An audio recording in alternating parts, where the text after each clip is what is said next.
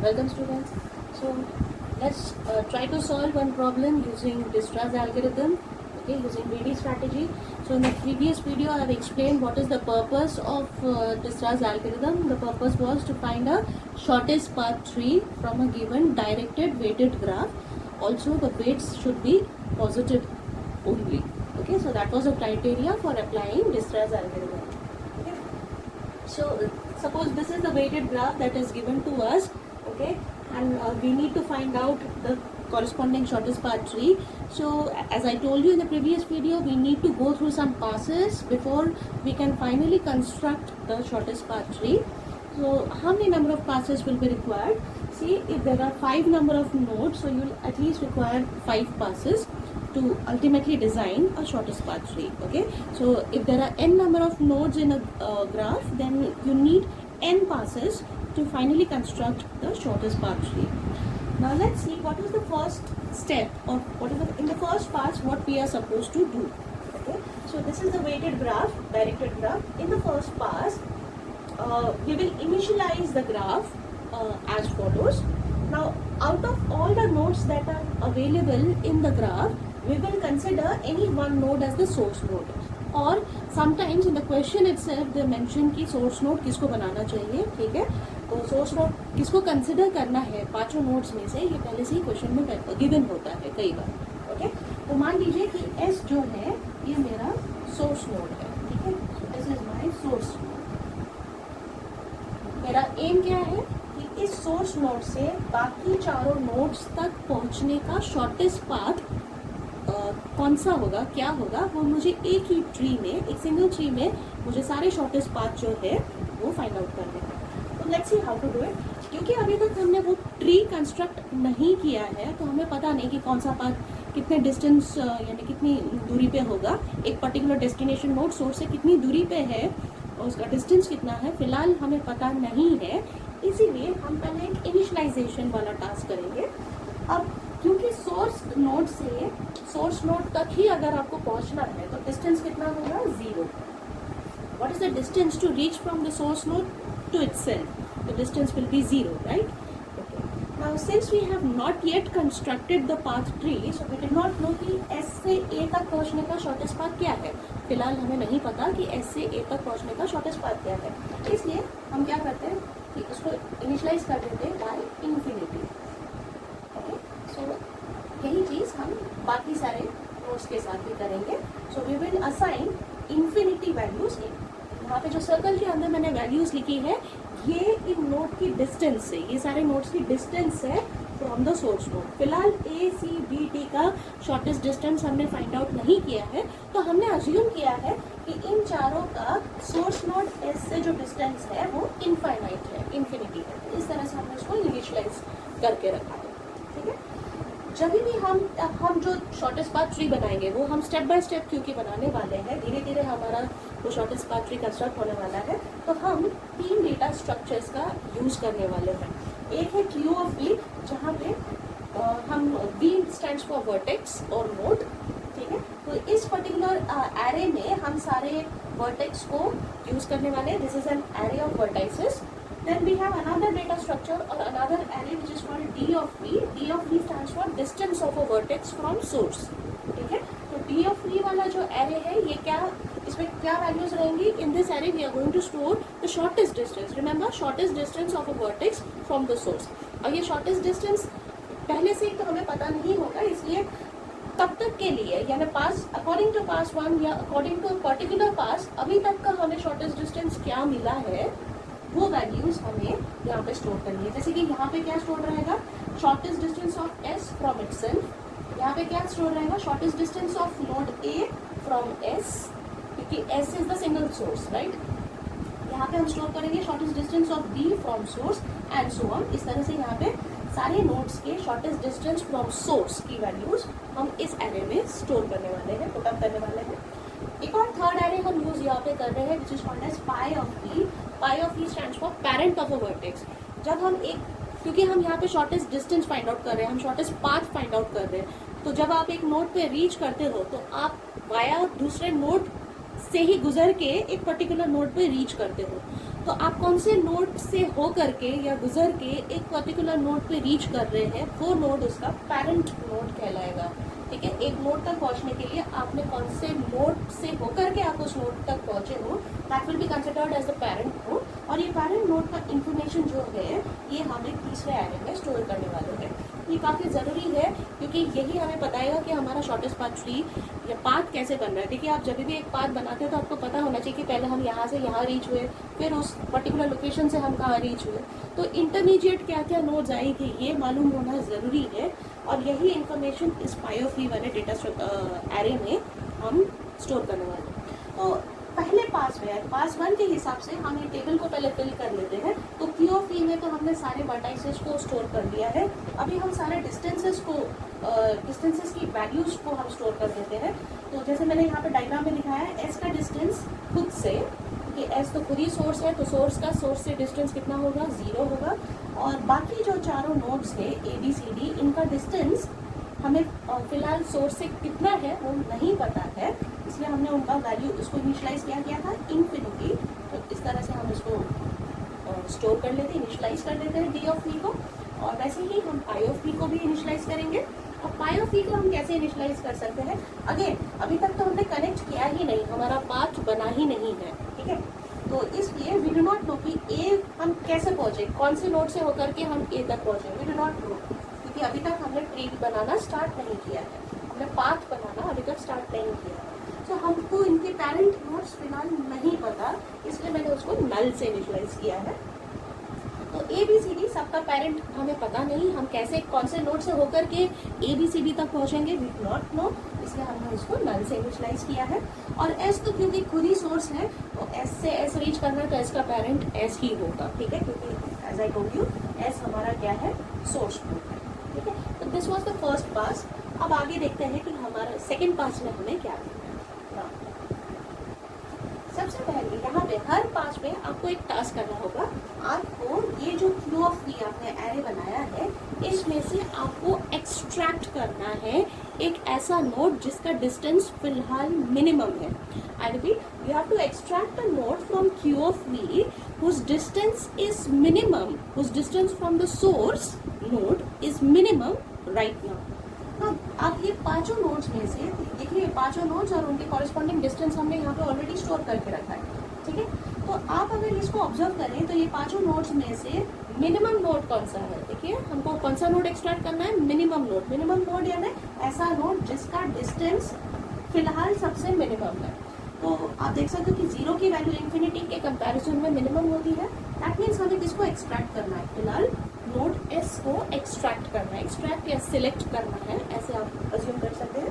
तो हमने फिलहाल नोड S को सिलेक्ट किया। ये हर स्टेप में हमें यही प्रोसेस करना है, मिनिमम नोड को सिलेक्ट करना है। मिनिमम यानी जिसका डिस्टेंस सोर्स से मिनिमम है, ऐसे नोड को हमें सिलेक्ट करना है। उसके बाद क्या करना है, after that you have to see कि ये S जिस नोड को आपने एक्सट्रैक्ट किया है उस नोड के एडजेसेंट नोड्स क्या है। ठीक है, आपको ग्राफ, मेन ग्राफ देखना है, आपको देखना है कि S के एडजेसेंट नोड्स क्या है। एडजेसेंट नोड्स क्या होते हैं, वो नोड्स जिस पर आप डायरेक्टली पहुंच सकते हो। ठीक है, आप यानी कोई इंटरमीडिएट नोड्स नहीं होने चाहिए, आप डायरेक्टली रीच कर सकते हो जिन नोड्स तक, वो होते हैं एडजेसेंट नोड्स। तो S के एडजेसेंट नोड्स क्या है, लेट्स सी। S से डायरेक्टली आप कहाँ पहुँच सकते हो, S से A डायरेक्टली पहुँच सकते हो, S से B हम डायरेक्टली रीच हो सकते हैं, और S से D भी हम डायरेक्टली रीच हो सकते हैं।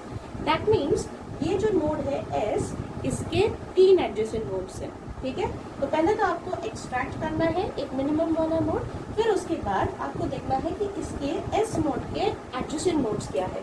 ये मेन ग्राफ को देख करके आपको फाइंड आउट करना है। तो जैसे कि मुझे S से A हम डायरेक्टली रीच कर सकते हैं। ठीक है, विद अ वेट ऑफ 10 के कॉस्ट में हम S से A रीच कर सकते हैं। हम S to B रीच कर सकते हैं with a cost of 100। Okay, and we can reach S to D also with a cost of 30। Okay, you can from the given graph we can write down this information. Now क्योंकि हमने ऐसे, this is the information that we have got from the graph. Now in the second pass we are going to use this information and update our table.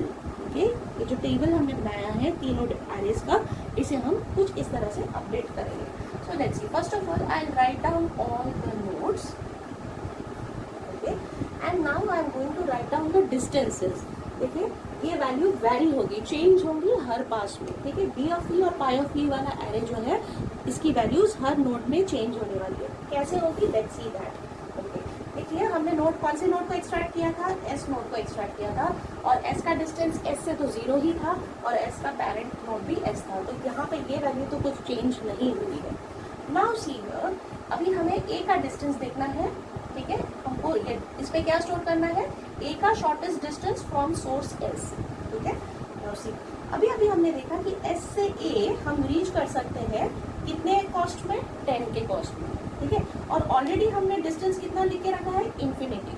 ठीक है, तो पहले previous table में हमने ये जो लिखा था, व्हाट वाज दिस, ये इन्फॉर्मेशन क्या था कि हम नोड ए पर नोड एस से कितने डिस्टेंस में पहुंच सकते हैं, infinity. We can reach from node S to A with a distance of infinite, which is a very bigger value. But just now we have seen that we can reach from S to A with a smaller value. Infinity से एक smaller value में, यानी कि 10 की value में, 10 की distance में, 10 के कॉस्ट में हम S to A रीच कर सकते हैं. तो कौन सी वैल्यू मिनिमम, इन दोनों को कंपेयर कीजिए. What is minimum, 10 is minimum और infinite is minimum. Obviously 10 is minimum, तो जो मिनिमम है हम उसको यहाँ पे स्टोर करेंगे. ठीक है, हम फिर से ग्रीडीनेस दिखा रहे हैं, हम छोटे से छोटा वैल्यू हम हर बार यहाँ पे चूज करेंगे. ठीक है, तो हमने यहाँ पे इसको अपडेट किया कि 10 हो गया. वैसे ही बाकी चीज़ों को अपडेट करेंगे. अगेन अब ये वाला इन्फॉर्मेशन हमें फिल करना है. एस से बी, अगर मुझे एस से बी पहुंचना है तो हमको क्या पता चला, देखिए ऑलरेडी हमने बी का डिस्टेंस क्या डाल के रखा था, इनफाइनाइट, जो कि बहुत बड़ी वैल्यू है. लेकिन अभी अभी हमें पता चला है कि एस से बी जो है हम 100 के कॉस्ट में या 100 डिस्टेंस में हम रीच कर सकते हैं. तो विच वन इज स्मॉल, इन दोनों को कंपेयर करेंगे. 100 और इनफाइनाइट में से we know that 100 is small, so इसलिए जो स्मॉलर वैल्यू है उसको हम यहाँ पे यूज करेंगे नेक्स्ट पास में. अब यहाँ पे देखते हैं, टॉकिंग अबाउट दिस वैल्यू, यहाँ पे हमें C का डिस्टेंस S से, S to C का डिस्टेंस हमें फाइंड आउट करना है. लेकिन हमने देखा कि हम S to C तो डायरेक्टली रीच कर नहीं सकते क्योंकि C जो है वो S का एडजेसेंट नोड नहीं है. तो वी डू नॉट नो कि S to C पहुंचने का शॉर्टेस्ट डिस्टेंस क्या है, फिलहाल क्या है. तो हम इसको इनफाइनाइट ही रखेंगे because C is not adjacent to S, so we'll keep it as it is, keep the value as it is for now. अब यहाँ पे देखते हैं, हम S to D रीच करना है तो हमने ऑलरेडी इसको इनफाइनाइट से इनिशियलाइज किया था, और लेकिन अभी अभी हमें पता चला कि हम S to D जो है वो 30 के कॉस्ट में रीच कर सकते हैं. तो विच वन इज स्मॉलर, 30 और infinite, 30 smaller, so will use this value. Okay, now ये तो हमने B ऑफ E को अपडेट कर दिया है, लेकिन अभी हमें उनके पेरेंट नोड को भी अपडेट करना है. ठीक है, सिंस देखिए हमने S to A रीच, हम S to A कितने डिस्टेंस में गए, 10, और हम A पे रीच कैसे कर रहे हैं, हम S होकर के A पे रीच कर रहे हैं. दैट मीन्स A का पेरेंट नोड क्या हुआ, S. ओके, हम A कैसे रीच कर रहे हैं, ठीक है, हम A कैसे रीच कर रहे हैं, हम S to A जा रहे हैं, यानी A का पेरेंट नोड क्या हुआ, S. ओके, सिमिलरली हम S to B जो रीच कर रहे हैं, S to B, हम कैसे B पर रीच कहाँ से कर रहे हैं, फ्रॉम S. तो B का पेरेंट नोड क्या हुआ, S. व्हाट अबाउट C पे तो अभी तक हम रीच किए ही नहीं है. C का शॉर्टेस्ट डिस्टेंस अभी मिला ही नहीं है, अभी भी इनफाइनाइट ही है. तो इसलिए वी डू नॉट नो कि C का पेरेंट नोड क्या है फिलहाल. ओके, इसलिए हम इसको नल ही रखेंगे, फाइन. ओके, और D का भी पेरेंट नोड, D भी हम S से रीच कर सकते हैं, हम S to D रीच कर सकते हैं विद द कॉस्ट ऑफ 30. तो D का भी पेरेंट नोड क्या हो जाएगा, S. तो इस तरह से हमने ये दो एरेज को, B ऑफ E और पाई ऑफ E, इन दोनों को अपडेट किया पास 2 में. और इसके हिसाब से फिर हमारा डायग्राम अभी कैसे बन गया, लेट्स सी दैट. देखिए S का डिस्टेंस कितना है, 0. ओके, सो S का डिस्टेंस 0 है. ओके, A का डिस्टेंस कितना है, 10. A का डिस्टेंस कितना मिला हमें, 10. ठीक है, और A पर हम पहुंच कहाँ से रहे हैं, A का पेरेंट नोड क्या है, S. इसलिए हम इसको अभी कनेक्ट कर देंगे. ठीक है, और हम वो वेट भी लिख देंगे. कमिंग टू B का डिस्टेंस कितना मिला हमको, 100. तो हम यहाँ पे वो डिस्टेंस लिखते जाएंगे. ठीक है, हर बार देखिए अपडेट हो गया, पहले इनफाइनाइट था, अब 100 हो गया. ठीक है, तो B का डिस्टेंस 100 हो गया. फिलहाल B का यही हमारा शॉर्टेस्ट डिस्टेंस है, 100, और उसका भी पेरेंट क्या है, S. तो हम उसको कनेक्ट कर देंगे, जिसका पेरेंट नोड मिल गया उसको कनेक्ट कर देंगे. सी का डिस्टेंस क्या है, सी का डिस्टेंस अभी भी इनफाइनाइट है, ओके। और सी का पेरेंट नोड हमें पता नहीं है, इसलिए हम उसको कनेक्ट नहीं करेंगे फिलहाल। डी का डिस्टेंस हमें कितना मिला है 30, okay, so will update it. और डी का पेरेंट नोड भी क्या है एस, इसलिए हम उसको कनेक्ट कर देंगे, ठीक है। तो इस तरह से पास 2 में this is the shortest path tree we have found till now, okay. अब आगे हम बढ़ते हैं, ठीक है, कमिंग टू पास 3 नाउ। अब देखिए प्रीवियस पास में हमने कौन से नोड को एक्सट्रैक्ट किया था, हमने एस नोड को एक्सट्रैक्ट किया था। क्योंकि एस नोड एक्सट्रैक्ट हो चुका है, इसलिए हमें आगे के पास में एस को कंसिडर नहीं करना है, ठीक है। ये इसको हमें आगे के पासेस में कंसिडर नहीं करना है। तो कौन से नोड्स बच जाते हैं, ए बी सी डी।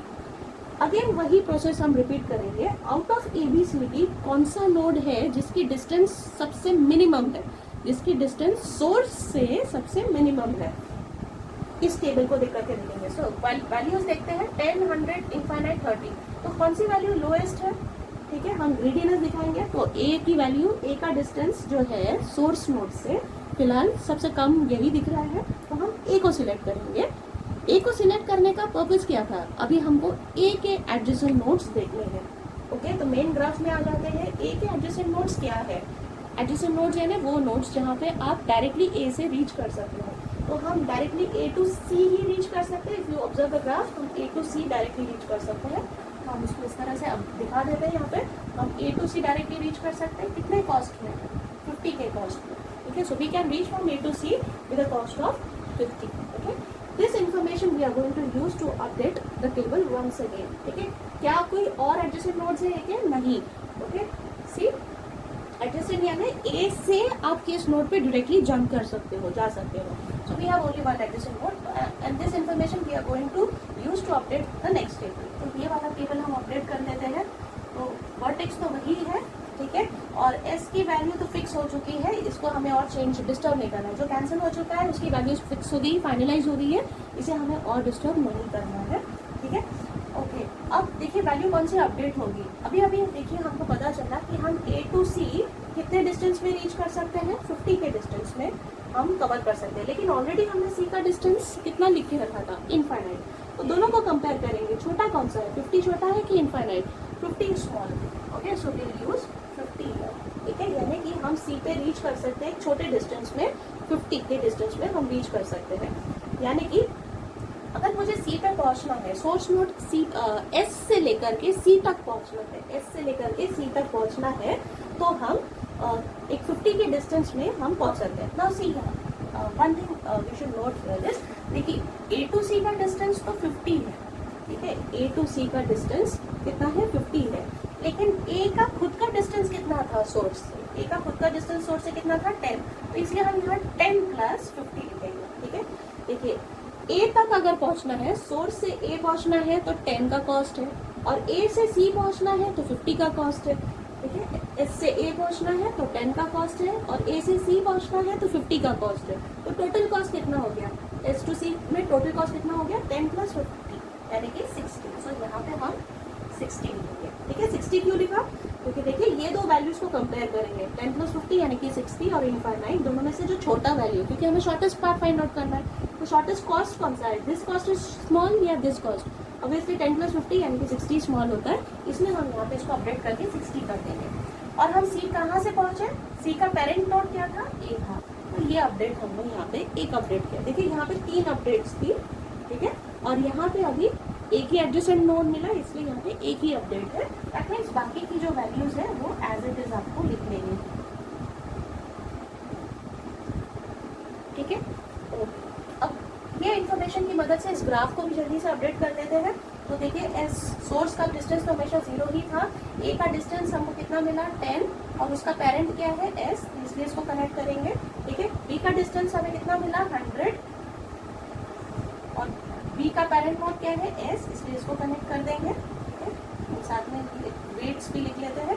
सी पे आ जाते हैं, सी का कॉस्ट अभी हमको कितना मिला, 60, ठीक है। और सी का पेरेंट क्या है, ए, सी का पेरेंट नोड ए है, दैट मीन्स हम सी को ए से कनेक्ट करेंगे इस तरह से, ओके।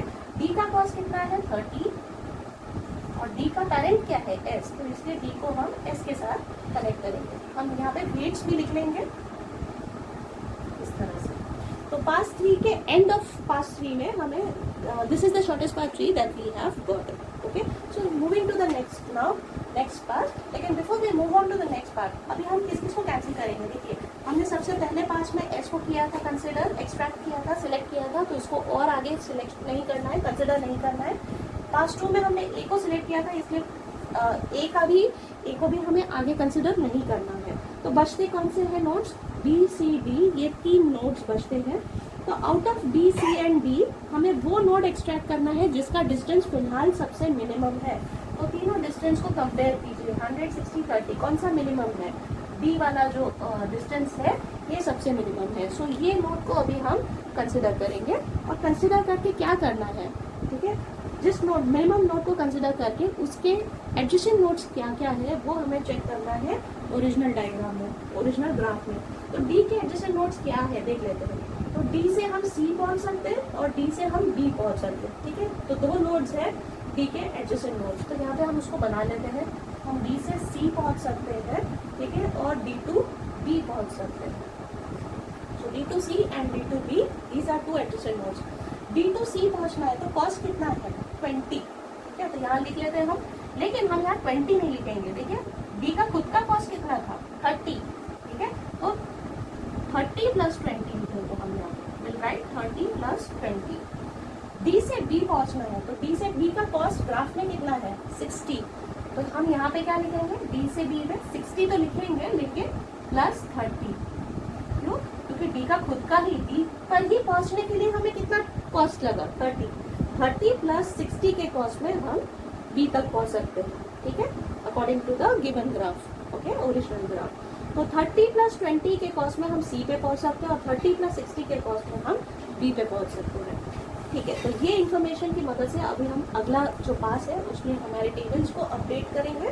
सो लेट्स सी कैसे अपडेट किया जाए. Okay, now see. नाउ हम कौन से 2 वैल्यूज को इस बार अपडेट करेंगे, क्योंकि 2 एडजेसेंट नोड्स है डी के, बी और सी. इन यही 2 कॉलम्स जो है वो अभी अपडेट होंगी. तो I write down the vertices first. Okay, जो फिक्स हो चुके हैं, ठीक है, उनको हमें चेंज नहीं करना है. ये उनकी फाइनल वैल्यूज थी, और अभी अभी हमने डी को सिलेक्ट किया, तो डी में भी कोई चेंजेस नहीं होने वाली है. चेंजेस अगर होगी तो बी और सी में ही होने की पॉसिबिलिटीज है. तो हम देखते हैं कि क्या इसमें कोई चेंजेस होगा. कैसे देखें, अब देखिए ये वैल्यू को कंपेयर करो. देखिए, डी से सी पहुंचने के लिए अभी अभी हमें पता चला कि कितना कॉस्ट है, 30 प्लस 20 यानी कि 50, और ऑलरेडी यहाँ कितना लिखा है, 60. तो 60 और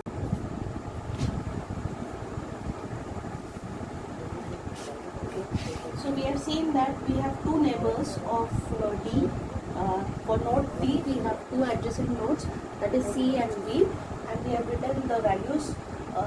The distance to reach from D to C is 20.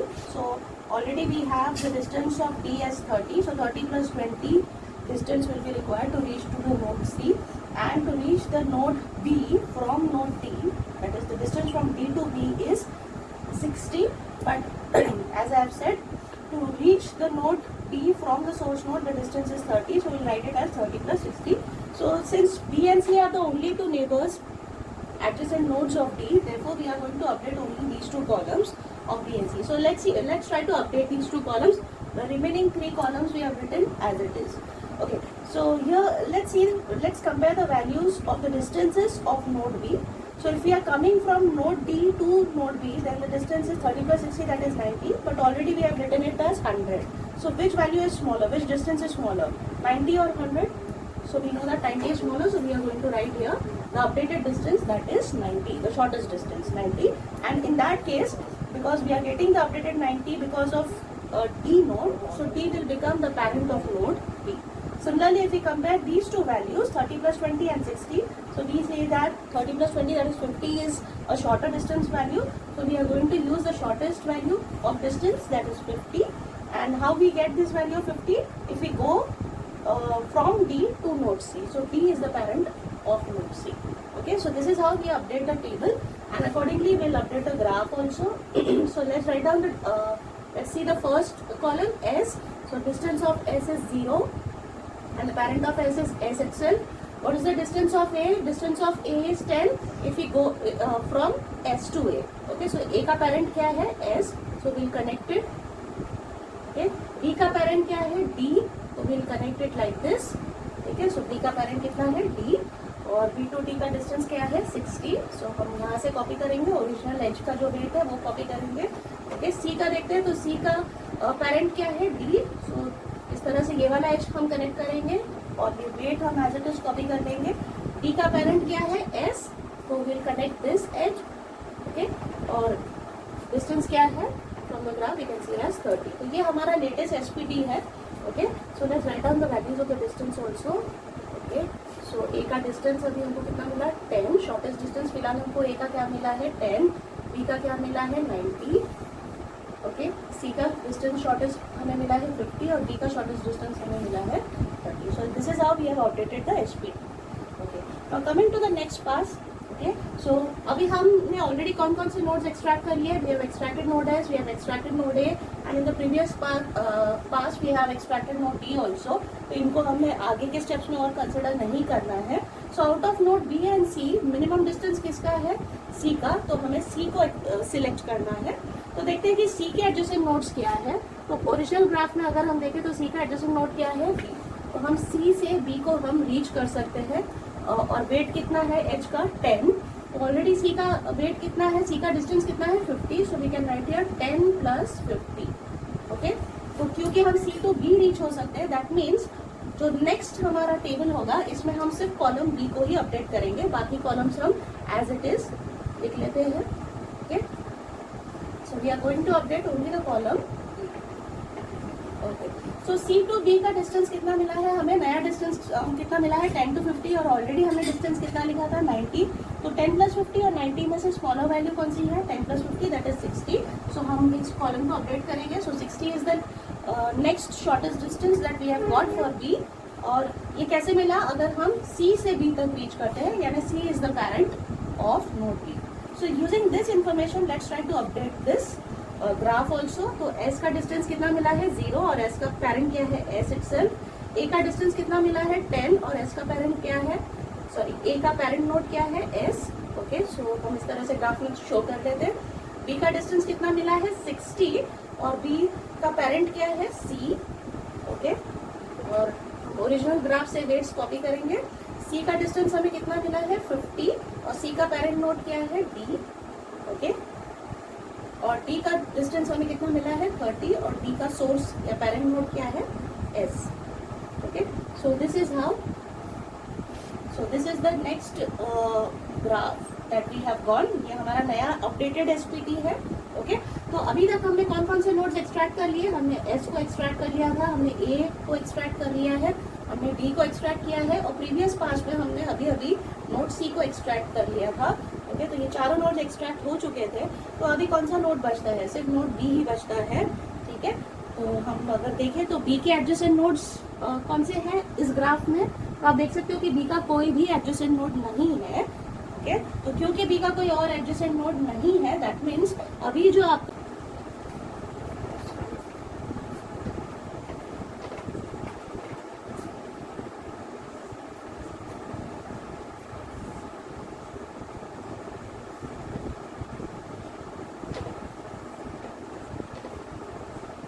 So this is our final shortest path tree for the given diagram.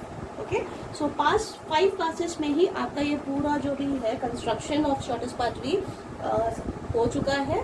ठीक है, तो टोटल 5 नोड्स थे. So 5 passes are sufficient to create a shortest path tree. Okay, so that's all in this video. In the next video we'll see one more algorithm which is based on greedy strategy.